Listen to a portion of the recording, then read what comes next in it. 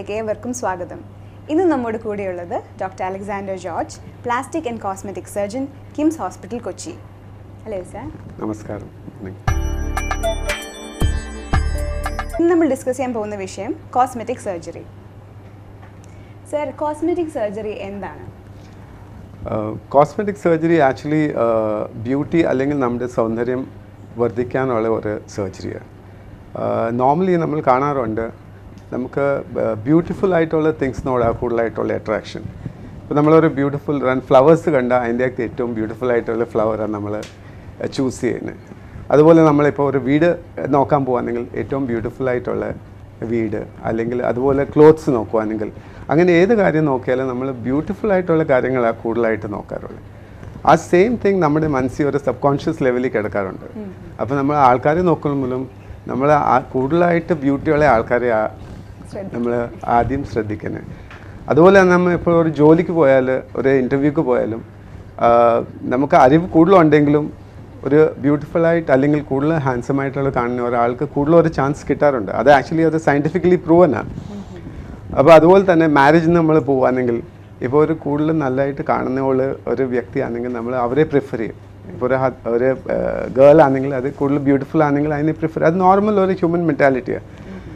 അതുകൊണ്ട് കൂടുതലായിട്ട് ആൾക്കാർ ഇപ്പം ഈ കോസ്മെറ്റിക് സർജറിയിലോട്ട് മാറാറുണ്ട്. നമ്മുടെ സൗന്ദര്യം അല്ലെങ്കിൽ നമ്മുടെ ബ്യൂട്ടി എങ്ങനെ എൻഹാൻസ് ചെയ്യും അല്ലെങ്കിൽ കൂടാനുള്ള ഏതെങ്കിലും മാർഗമുണ്ടോ, ആ ടെക്നിക്സ് എല്ലാം നമ്മൾ ഈ കോസ്മെറ്റിക് സർജറിയിൽ യൂസ് ചെയ്യാറുണ്ട്. അതുപോലെ ആൾക്കാരെ കൂടുതലായിട്ട് അവരുടെ ബ്യൂട്ടി എൻഹാൻസ് ചെയ്ത് മോർ ബ്യൂട്ടിഫുൾ ആക്കാനുള്ള ഒരു ടെക്നിക്സ് ഞങ്ങൾ സർജറി യൂസ് ചെയ്യുന്നത്, അതാണ് കോസ്മെറ്റിക് സർജറി ആയിട്ട്. സർ, കോസ്മെറ്റിക് സർജറി ഫീൽഡിൽ നമുക്ക് എന്തൊക്കെയാണ് പ്രൊസീജിയേഴ്സ്, ടെക്നിക്സ് അല്ലെങ്കിൽ സർജറീസ് ഉള്ളത്? കോസ്മെറ്റിക് സർജറിയിൽ നമ്മൾ ആക്ച്വലി ഏത് ബോഡിയിലെ ഏത് ഭാഗമാണെങ്കിലും അത് ഇപ്പോൾ നമുക്ക് ഇമ്പ്രൂവ്മെൻറ്റ് ചെയ്യാനുണ്ടെങ്കിൽ അത് കോസ്മെറ്റിക് സർജറിൻ്റെ അണ്ടർ വരും. ഫോർ എക്സാമ്പിൾ, ഇപ്പം ഫാറ്റിൻ്റെ പ്രശ്നമാണെങ്കിൽ നമ്മൾ ലൈപ്പോസക്ഷൻ അല്ലെങ്കിൽ സർജിക്കൽ എക്സിഷൻ ചെയ്യാൻ സാധ്യതയുണ്ട്. അതുപോലെ നമുക്ക് ഇപ്പം ഫേസ് ആണെങ്കിൽ ഫേസ് ലിഫ്റ്റ്സ് ചെയ്യാറുണ്ട്. ലിഫ്റ്റ്സ് എന്ന് പറഞ്ഞാൽ കുറേ ഉണ്ട്. ഫേസ് ലിഫ്റ്റ്സ് ഉണ്ട്, ആം ലിഫ്റ്റ്സ് ഉണ്ട്, ബ്രസ്റ്റ് ലിഫ്റ്റ്സ് ഉണ്ട്, തൈ ലിഫ്റ്റ്സ് ഉണ്ട്. അപ്പോൾ നമ്മളെ ഫേസ് നമ്മൾ ഓൾഡ് ആവും തോറും നമ്മുടെ ഫേസ് കുറച്ച് സാഗ് ചെയ്യാറുണ്ട്. അപ്പോൾ അതിന് വേണ്ടി നമുക്കൊരു ഫേസ് ലിഫ്റ്റ് സർജറി ഉണ്ട്. അതുപോലെ നമുക്ക് ആംസ്, ഇപ്പോൾ നമ്മൾ വയസ്സാകാൻ തോറും നമ്മുടെ ആംസിൻ്റെ സൈഡൊക്കെ തൂങ്ങാൻ തുടങ്ങും. അവിടെ ഇച്ചിരി ലാക്സിറ്റി വരും, സ്കിൻ ഇച്ചിരി ലാക്സ് ആവും നമ്മൾ ഏജ് ആവും തോറും. അപ്പോൾ അങ്ങനെ ഇരിക്കുമ്പോൾ നമ്മൾ ഈ ഷോർട്ട് സ്ലീവ് ഡ്രസ്സസ് ഇടുമ്പോഴത്തേക്കും ആംസ് ഒത്തിരി ഫനി ആയിട്ട് കാണും. അപ്പോൾ അതിന് നമുക്ക് ആം ലിഫ്റ്റ് ചെയ്യാം. അപ്പോൾ ആമിൻ്റെ ഈ സൈഡിൽ നിന്ന് നമ്മൾ ലൈപ്പോസക്ഷൻ ചെയ്യും, ഫാറ്റ് അവിടെ എടുത്ത് കളയും, അല്ലെങ്കിൽ നമ്മൾ ആക്ച്വലി എക്സിഷൻ ചെയ്യും, സ്കിന്നൊക്കെ കട്ട് ചെയ്തിട്ട് ചെയ്യുന്ന ഒരു സർജറിയാണ് ആം ലിഫ്റ്റ്. അതുപോലെ നമ്മുടെ തൈസ് അല്ലെങ്കിൽ തുടയുന്ന ഭാഗത്ത് ചിലപ്പോൾ ഫാറ്റ് കൂടുതലായിട്ട് വന്നു കഴിഞ്ഞാൽ, തൊലിയും കൂടുതലായിട്ട് വന്നു കഴിഞ്ഞാൽ അത് നമ്മൾ എക്സസൈസ് ചെയ്തിട്ട് അല്ലെങ്കിൽ ജസ്റ്റ് ലൈപ്പോസക്ഷൻ ചെയ്തിട്ട് അത് കുറയ്ക്കാറുണ്ട്. അതിന് തൈ ലിഫ്റ്റ് എന്ന് പറയും. ഏജ് ആവും തോറും ലേഡീസിൽ അല്ലെങ്കിൽ ഫീമെയിൽസിൽ നമുക്ക് ബ്രസ്റ്റ് കുറച്ച് സാഗ് ചെയ്യാറുണ്ട്. അപ്പോൾ അങ്ങനെ ആകുമ്പോൾ അതിനൊരു ലിഫ്റ്റ് ചെയ്യാറുണ്ട്. സർജിക്കൽ ആയിട്ട് നമ്മളത് സ്കിന്നൊക്കെ കുറച്ചിട്ട് ബ്രസ്റ്റിൻ്റെ പൊസിഷൻ പിന്നെയും ഒറിജിനൽ പൊസിഷനിലോട്ട് ഇടാറുണ്ട്. അതൊരു ബ്രസ്റ്റ് ലിഫ്റ്റ് എന്ന് പറയും. അപ്പോൾ അങ്ങനെ കുറേ ലിഫ്റ്റ് സർജറീസ് ആയിട്ടുണ്ട്. സർ, ഈ ലിപ്പോസക്ഷൻ നമ്മൾ എപ്പോഴും കേൾക്കുന്ന liposuction however you say it, നമുക്ക് ഒത്തിരി കേട്ടിട്ടുണ്ട് ഈ സംഭവം. ഒരുപാട് പേര് നമ്മൾ ഈ ഒരു കാലഘട്ടത്തിൽ അത് പ്രിഫർ ചെയ്യുന്നുണ്ട്. അതെന്താണ് ശരിക്കും sir liposuction? Liposuction actually fat അല്ലെങ്കിൽ കൊഴുപ്പ് നമ്മുടെ ബോഡിയിൽ കൂടുമ്പോൾ അത് എടുക്കാമെന്നുള്ള ഒരു പ്രൊസീജിയറാണ്. ഇപ്പോഴത്തെ നമ്മുടെ ഒരു സിറ്റുവേഷനിൽ നമ്മുടെ ലൈഫ് സ്റ്റൈൽസ് ചേഞ്ച് ആയിട്ടുണ്ട്. പണ്ട് നമ്മൾ ആക്ച്വലി കൂടുതലായിട്ട് നമ്മൾ നടക്കുകയും കൂടുതലായിട്ട് ജോലി ചെയ്യും, ആ ഒരു വേയിലായിരുന്നു നമ്മുടെ ലിവ് ചെയ്യുന്ന ഒരു സ്റ്റൈൽ. പക്ഷേ ഇപ്പോൾ അത് മാറി നമ്മൾ കൂടുതലായിട്ട് ഒരു സെഡൻറ്ററി ആയിട്ട് ലൈഫ് സ്റ്റൈലാണ്. നമ്മൾ ഓഫീസിൽ പോകുന്നു, ഒരു 10 മണിക്കൂർ ഇരിക്കുന്നു, പിന്നെ എണീച്ച് വരുന്നു, എക്സസൈസ് ഒന്നും ചെയ്യുന്നില്ല. നമ്മുടെ ഫുഡ് സ്റ്റൈൽസ് ചേഞ്ച് ആയിട്ടുണ്ട്. നമ്മൾ ഫാറ്റ് കൂടുതൽ കഴിക്കാറുണ്ട്, ജങ്ക് ഫുഡ് കൂടുതലായിട്ട് കഴിക്കുന്നു, വെജിറ്റേറിയൻ ഡയറ്റ് നമ്മൾ വിട്ടിട്ട് നമ്മൾ കൂടുതലായിട്ട് നോൺ വെജ് കഴിക്കുന്നു. അപ്പോൾ ഇതെല്ലാം ആകുമ്പോഴത്തേക്ക് നമ്മുടെ ബോഡിയിലെ ഫാറ്റ് കൂടിക്കൊണ്ടിരിക്കുക. അപ്പോൾ അത് തുടക്കത്തിൽ കൊച്ചിൽ നമുക്ക് ആ ഒരു സിറ്റുവേഷൻ നമുക്ക് മനസ്സിലാവത്തില്ല. പക്ഷേ പതുക്കെ നമ്മൾ ഒരു ഏജ് കഴിയുമ്പോഴത്തേക്കും ഫാറ്റ് കൂടുതലായിട്ട് ഡെപ്പോസിറ്റ് ആയി കഴിഞ്ഞ് ആ ഒരു സ്റ്റേജ് കഴിയുമ്പോഴത്തേക്കും നമുക്ക് എക്സസൈസ് കൊണ്ട് കുറയ്ക്കാനുള്ള ആ ഒരു സിറ്റുവേഷൻ വരത്തില്ല, ഒക്കത്തില്ല. എക്സസൈസ് ചെയ്താലും ചിലപ്പോൾ ആ ഫാറ്റ് കുറയത്തില്ല. അതുപോലെ നമ്മൾ ഡയറ്റിങ് ചെയ്താലും ചിലപ്പം കുറയത്തില്ല. അല്ലെങ്കിൽ ചില ആൾക്കാർക്ക് ജോയിൻറ്റ് പെയിൻസും അങ്ങനത്തെയൊക്കെ പ്രശ്നങ്ങൾ വരും. അത് വന്നു കഴിഞ്ഞിട്ട് പിന്നെ അവർക്ക് എക്സസൈസ് ചെയ്യാൻ ഒക്കത്തില്ല. അപ്പോഴും പിന്നെ ഫാറ്റ് കഴിക്കുമ്പോൾ ഫാറ്റ് കൂടിക്കൊണ്ടിരിക്കും. അപ്പോൾ ഈ ഫാറ്റ് നമ്മൾ എടുക്കാമെന്നുള്ള ഒരു ടെക്നിക്ക് ആ ലൈപ്പോസക്ഷൻ വന്നേക്കുന്ന ഒരു ടെക്നിക്കാണ് ലൈപ്പോസക്ഷൻ. അപ്പോൾ ഈ ലൈപ്പോസക്ഷൻ എന്ന് പറഞ്ഞാൽ ഒരു കീ ഹോൾ സർജറിയാണ്. ഒരു 1 സെൻറ്റിമീറ്റർ ഉള്ള ഒരു ഇൻസിഷൻ നമ്മൾ ഉണ്ടാക്കിയിട്ട് ആ ഇൻസിഷനിൽ കൂടെ നമ്മൾ ഒരു കുഴലിട്ട് ആദ്യം നമ്മളൊരു ഇഞ്ചക്ഷൻ ചെയ്യും. അതിൻ്റെ ഇതൊരു സ്പെഷ്യൽ ഫ്ലൂയിഡാണ്. ഇത് ആക്ച്വലി ഫാറ്റിനെ ഒന്ന് ലൂസാക്കുകയും ബ്ലീഡിങ് ഒന്നും ഉണ്ടാക്കാതിരിക്കാൻ വേണ്ടിയുള്ള ഒരു ഫ്ലൂയിഡ് ഇഞ്ചെക്ട് ചെയ്യും. ഇത് ഇഞ്ചെക്ട് ചെയ്ത് കഴിഞ്ഞിട്ട് കുറച്ച് നേരം വെയിറ്റ് ചെയ്യും, ഇതിൻ്റെ ആക്ഷൻ കഴിയും. അത് കഴിഞ്ഞിട്ട് നമ്മളൊരു സക്ഷൻ മെഷീനും ഈ ഒരു ക്യാനല ഇട്ടിട്ട് ഈ ഫാറ്റ് നമ്മൾ പതുക്കെ ബോഡിയിൽ നിന്ന് സക്ക് ചെയ്ത് കളയും. അപ്പോൾ അതാ ഒരു കീ ഹോൾ സർജറി ആയിട്ട് ഈ ഫാറ്റ് നമ്മൾ ബോഡിയിൽ നിന്ന് വെളിയെടുക്കുന്നത്. അപ്പം അതാ ബേസിക്കലി നമ്മുടെ ഒരു ലൈപ്പോസക്ഷൻ പ്രൊസീജിയറായിട്ട് ഉദ്ദേശിക്കുന്നത്. പിന്നെ ഒരു നോർമലി നമ്മൾ ഈ എന്താ പറയുക ഒരു വെയിറ്റ് ലോസ് ആയിട്ടല്ല ഈ ലൈപ്പോസക്ഷൻ നമ്മൾ കൺസിഡർ ചെയ്യുന്നത്. ഇപ്പോൾ ഒരു 140 kg ഉള്ള മനുഷ്യനോട് നമ്മൾ വന്ന് എന്തെങ്കിലും ഒരു 60 kg ഒന്ന് കുറയ്ക്കാൻ നോക്കുന്നു പറഞ്ഞാൽ അത് ലൈപ്പോസക്ഷൻ അങ്ങനത്തെ ഒരു സർജറിക്ക് വേണ്ടിയുള്ള ഒരു പ്രൊസീജിയർ അല്ല. ലൈപ്പോസക്ഷൻ എന്ന് പറഞ്ഞാൽ നമ്മൾ ഡയറ്റിങ്ങും എക്സസൈസും എല്ലാം ചെയ്ത് കഴിഞ്ഞിട്ട് എന്നാലും നമുക്ക് കുറേ ഏരിയാസിൽ ഫാറ്റൊക്കെ കുറയാതിരിക്കും. അതൊരു റെസിസ്റ്റൻറ്റ് ടൈപ്പ് ഓഫ് ഫാറ്റ്. ഇപ്പം ചിലപ്പം വയറിൻ്റെ അടിയിൽ ടമി അല്ലെങ്കിൽ ആംസിൻ്റെ അവിടെ തൈസിൻ്റെ അവിടെ എത്ര എക്സസൈസ് ചെയ്താലും ചിലപ്പം അത് പോകത്തില്ല. അപ്പോൾ അങ്ങനത്തെയൊക്കെ സിറ്റുവേഷനിൽ നമുക്ക് അവിടെ ലൈപ്പോസക്ഷൻ യൂസ് ചെയ്യാം കൂടുതലായിട്ട്. പക്ഷേ അതൊരു വെയിറ്റ് റിഡക്ഷൻ ടെക്നിക്കല്ല. അത് ബേസിക്കലി അത് ഫാറ്റ് ഉള്ള സ്ഥലത്ത് നിന്ന് റെഡ്യൂസ് ചെയ്തിട്ട് നമ്മുടെ എന്താ പറയുന്നത് അപ്പിയറൻസസ് ഇമ്പ്രൂവ് ചെയ്യാൻ വേണ്ടിയുള്ള ഒരു ഇതാണ്. നോർമലി ഒരു 5 ലിറ്റേഴ്സിന് അണ്ടർ ക്വൈറ്റ് സേഫാണ്. 5ൻ്റെ മേളിലാകുമ്പോൾ കുറച്ച് സേഫ്റ്റി ഇച്ചിരി പ്രോബ്ലം വരുന്നത്. അപ്പോൾ ആകുമ്പോൾ നമുക്ക് പിന്നെ കൂടുതൽ നമ്മൾ എത്രയും കൂടുതലായിട്ട് നമ്മൾ ഫാറ്റ് സക്ക് ചെയ്യുന്നു അത്രയും ചിലപ്പം നമുക്ക് ICU കെയറും അങ്ങനത്തെ പ്രശ്നങ്ങളൊക്കെ വരാൻ സാധ്യതയുണ്ട്. യൂഷ്വൽ സേഫ്റ്റി ഒരു 5 ലിറ്റേഴ്സിന് താഴെ ആണെങ്കിൽ ക്വൈറ്റ് ഒരു സേഫ് ആയിട്ടുള്ള പ്രൊസീജിയർ. അപ്പോൾ സർ എന്തൊക്കെയാണ് കോംപ്ലിക്കേഷൻസ് ഈ ലൈപ്പോസക്ഷൻ ചെയ്യുന്നത്? ലൈപ്പോസക്ഷൻ കോംപ്ലിക്കേഷൻസ് നമ്മൾ ഉദ്ദേശിക്കുമ്പോൾ നോർമലായിട്ടുള്ള എല്ലാ സർജറിയിൽ വരുന്ന കോംപ്ലിക്കേഷൻ ആവാൻ സാധ്യതയുണ്ട്. ഇൻഫെക്ഷൻ, ബ്ലീഡിങ്, ഹെമാറ്റോമ അല്ലെങ്കിൽ ബ്ലഡ് കൂട്ടിക്കിടക്കുന്നത്, അതുപോലെ സിറോമാസ്, ഈ ബോഡിയിൽ വെള്ളം കെട്ടിക്കിടക്കുന്നത്, അങ്ങനെയൊക്കെ പ്രശ്നങ്ങളാവാറുണ്ട്. റെയറായിട്ട് ഈ ഫാറ്റ് ബ്ലഡ് വെസലിൽ കയറി എംബോളിസം ആയിട്ട് ആവാറുണ്ട്. പക്ഷേ അത് ബൈ ഗോഡ്സ് ഗ്രേസ് ഒരു അൺകോമൺ കോംപ്ലിക്കേഷന് ഒത്തിരി. അതും കൂടുതലായിട്ട് നമ്മൾ ഒത്തിരിയും ഹെവി വോള്യൂം അല്ലെങ്കിൽ ഹൈ വോള്യൂം ലൈപ്പോസക്ഷൻ ചെയ്യുമ്പോഴാണ് ഈ കോംപ്ലിക്കേഷൻസ് കൂടുതലായിട്ട് ആവാറുണ്ട്. സർ ഒരു പ്രായമുണ്ടോ? അതായത് കുട്ടികൾക്ക് ചെയ്യാൻ പറ്റുമോ? നോർമലി ചിൽഡ്രനിൽ നമ്മൾ ഇത് അഡ്വൈസ് ചെയ്യാറില്ല. നോർമലി ഒരു അഡൾട്ട്സിനാണ് കൂടുതലായിട്ട് ചെയ്യാറില്ലേ.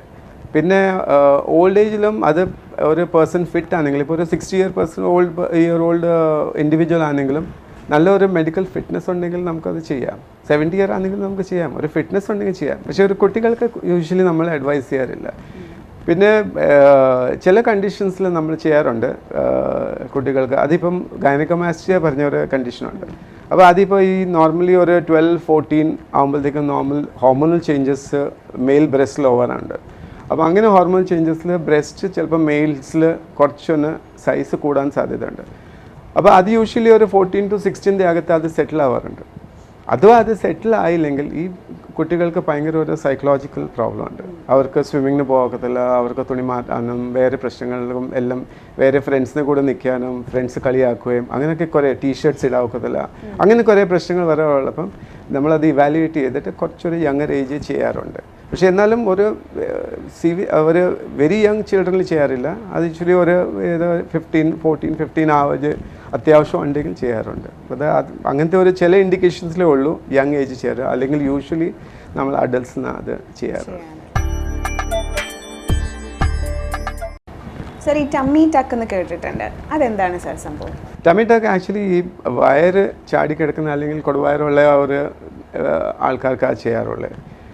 നോർമലി അത് 2-3 പ്രോബ്ലംസ് കൊണ്ട് നമുക്ക് ഈ വയറ് ഒന്നെന്ന് പറഞ്ഞാൽ നമ്മൾ എക്സസൈസ് ഒന്നും ചെയ്യാതെ സെഡൻറ്ററി ലൈഫ് സ്റ്റൈൽസ് ലീഡ് ചെയ്ത് ഫാറ്റി ഡയറ്റ് കൂടുതൽ കഴിച്ച് ആകുമ്പോൾ നമ്മുടെ വയറിൽ ആ ഭാഗത്ത് ഫാറ്റ് അധികമായിട്ട് ഡെപ്പോസിറ്റ് ആവും. അപ്പോൾ അത് ഫാറ്റിൻ്റെ ഒരു പ്രശ്നമുണ്ട്, നമുക്ക് ഭയങ്കരമായിട്ട് കൊടുവയറ് പോലെ തോന്നും.